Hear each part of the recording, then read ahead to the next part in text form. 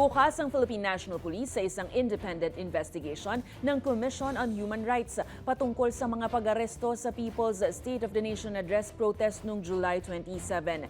Ito ay matapos akusahan ng ilang human rights group ang mga pulis ng umano'y karahasan, pananakot, arbitrary na arrest at illegal detention. Ayon kay PNP Chief General Jose Melencio Nartates Jr., makatutulong ang CHR probe para matukoy kung may dapat bang baguhin sa police operations o kung may personel na dapat panagutin na. Pero nanindigan si Nartates na legal ang mga pag-aresto at dumaan ang mga nahuli sa tamang prosesong panghukuman.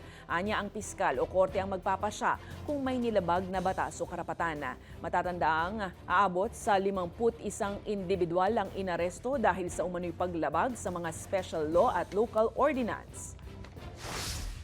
They were inquested or referred to the proper court. And doon na lang tayo, doon na lang natin titignan if there were violations that were committed. But we're firm with that arrest. Kaya nga, nakapag-inquest tayo, di ba? Piskalya ang makakapag sabi niyan or korte kapag ito ay inusig at nilitis.